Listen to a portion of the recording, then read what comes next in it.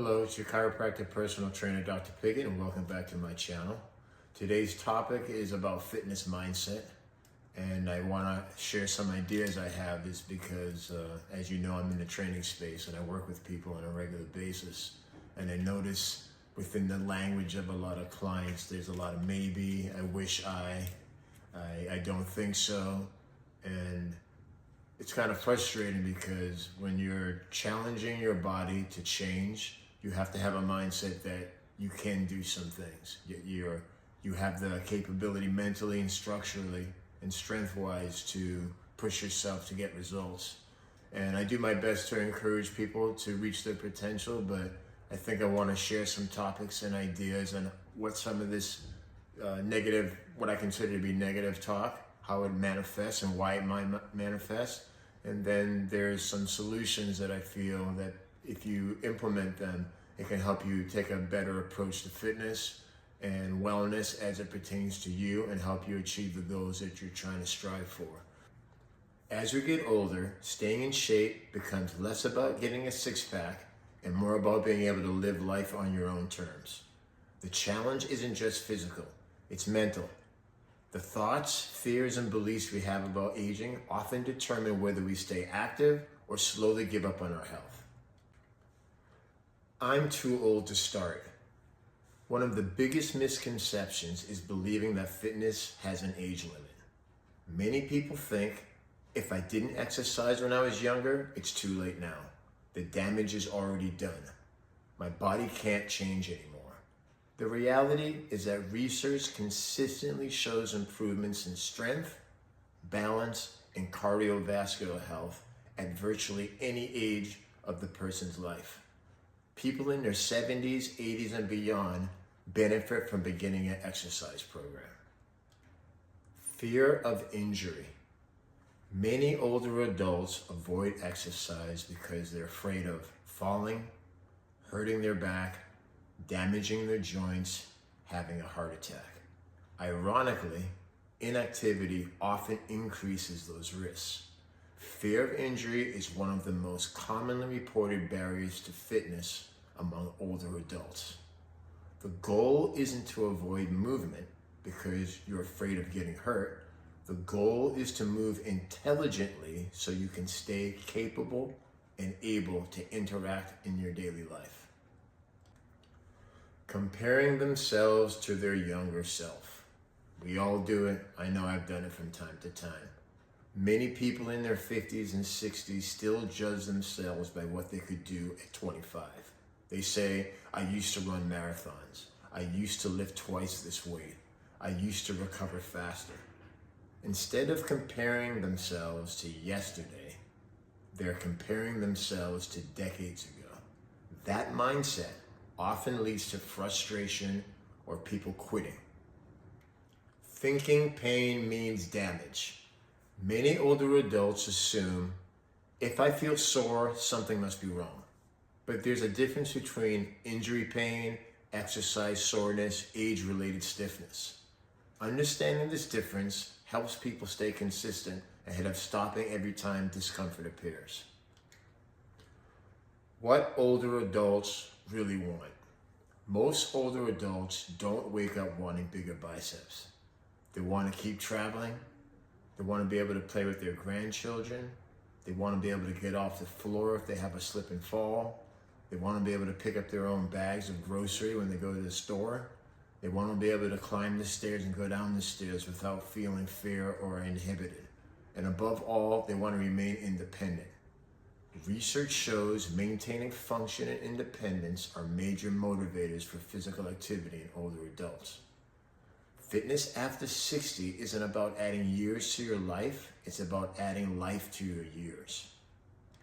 These are the current guidelines recommended by the CDC to help individuals maintain a healthy life. The first one is strength training. Obviously the most important, and why is that? After age 30, we naturally lose muscle mass, and the rate accelerates with age. The benefits of having regular strength training is it makes it easier for you to navigate your life, such as climbing stairs, better balance, improved bone density, and greater independence. Examples of strength training are squats, using resistance bands, dumbbells, or exercise machines. The second pillar is cardiovascular health. Here are some examples such as walking, cycling, swimming, hiking, dancing. The goal isn't becoming an athlete. The goal is maintaining heart health and stamina. Current recommendations are approximately 150 minutes of moderate activity weekly. That's 20 minutes or more of brisk walking per day. The third pillar is balance training. One of the most overlooked exercises that we don't do in the gym. Falls are a major concern as we age. Here are some things that you can do to improve your balance. Standing on one leg, walking heel to toe, standing on a pillow. Fourth pillar is mobility and flexibility. Examples would be stretching, yoga, tai chi. The goal is preserving movement quality, not becoming a gymnast. Where should someone start so they can start adopting the strength and the confidence to make fitness a regular part of their life?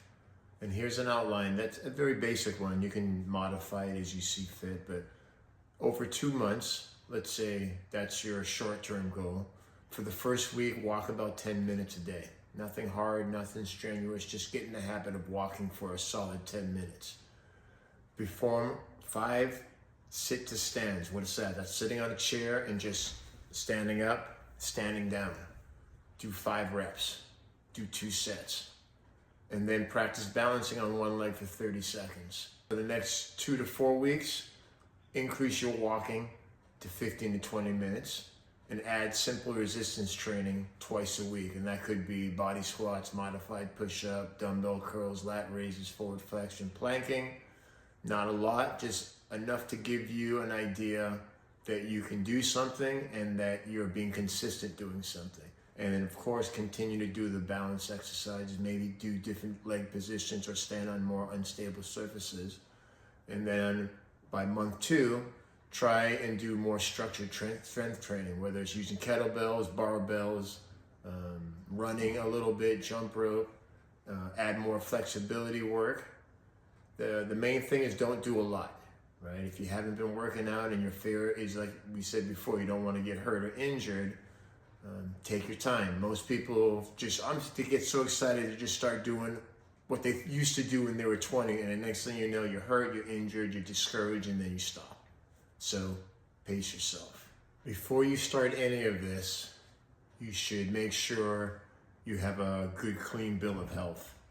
The first thing I would do if you have a primary healthcare provider is get checked out, get lab work, get your blood pressure checked, and make sure that there are no complications going on with your health. Second, find a qualified fitness professional, one that has experience working with older people and older people issues, and can take you through the steps necessary for you to get confidence and be able to make fitness a regular part of your life. A registered dietitian can be helpful for helping you to manage your weight if you're not comfortable making the right food choices. And when appropriate, get a chiropractor to adjust your spine. Make sure that your joints are all lined up. There's no pressure on your discs interfering with mobility and movement. And that way your spine is strong so that when you work out, you're not going to have any musculoskeletal injuries. So I covered a lot of topics, so make sure you review this video to get some of the finer points. But the main thing is this: as we age, fitness becomes less about appearance and more about capability. The goal isn't to train like we were in our 20s. The goal is to be as strong, mobile, energetic, and independent as possible at the age that we are today. Start where you are. Use what you have. Move a little every day. Your future self will thank you for it. Like, subscribe, and share. Have a nice day.